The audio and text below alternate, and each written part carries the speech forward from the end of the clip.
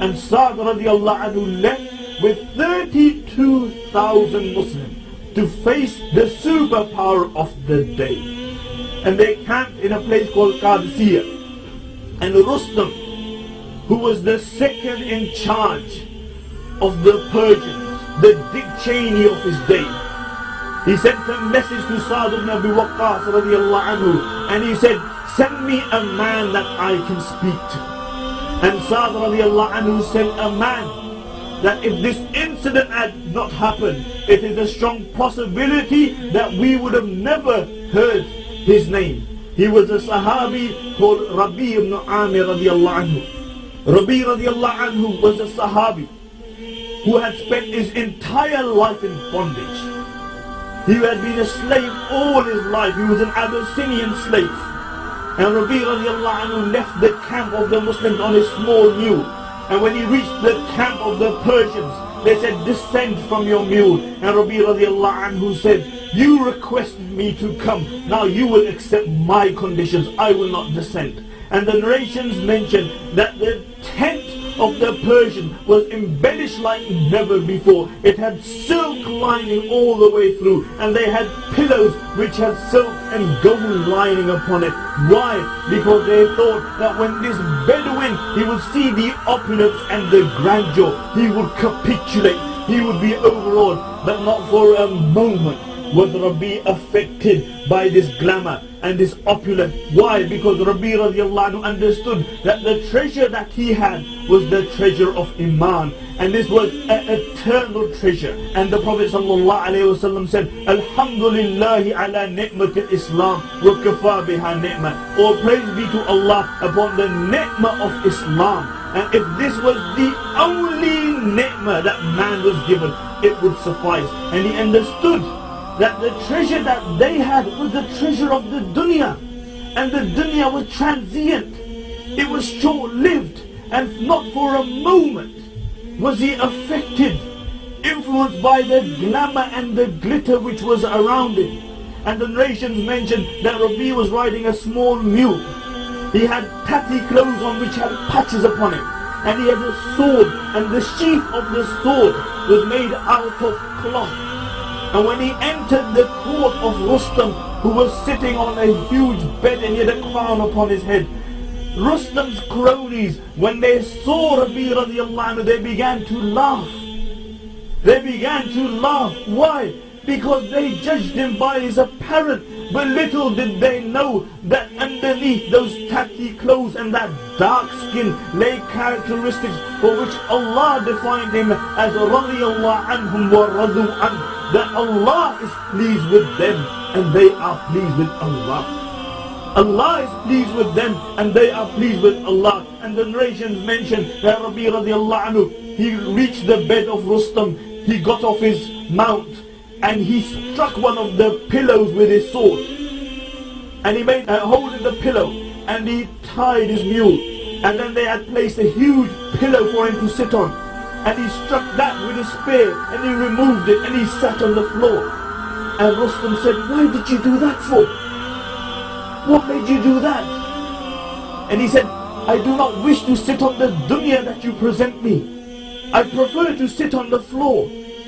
And then Rustam asked him, he said, مَا الَّذِي جَاءَ بِكُمْ? He said, what brought you people? Because even Rustam knew that these weren't your normal conquerors. There was something different about these people. And he said, مَا الَّذِي جَاءَ بِكُمْ? He said, what brought you?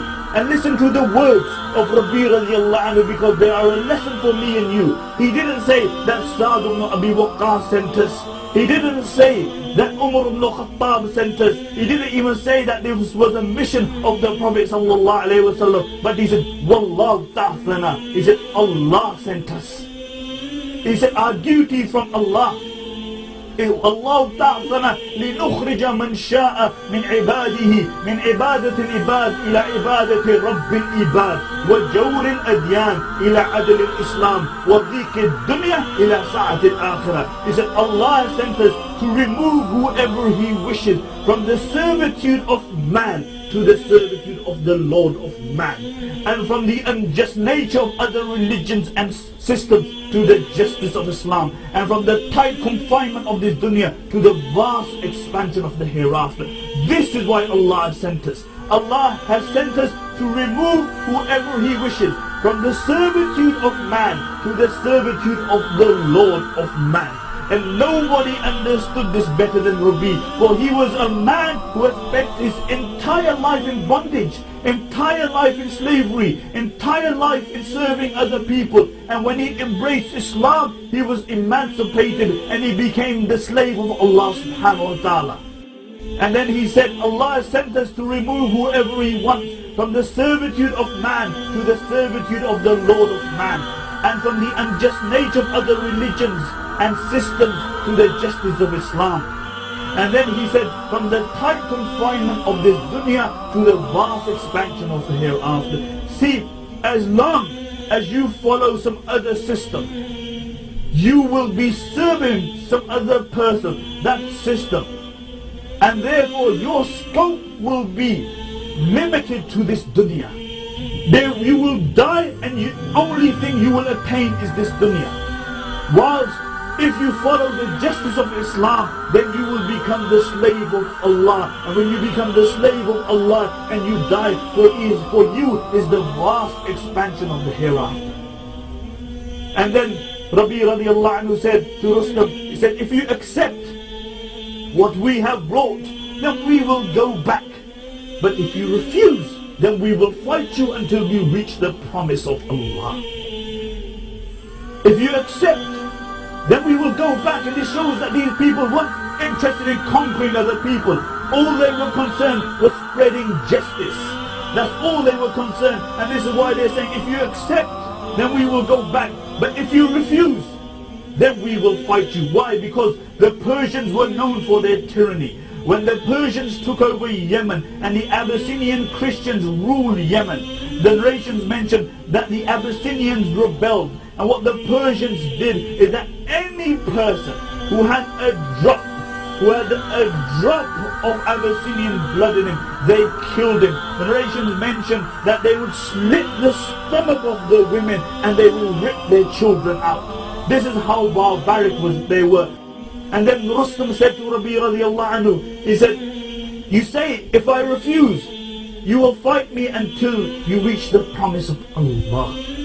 Tell me, what is this promise of Allah? Subhanallah.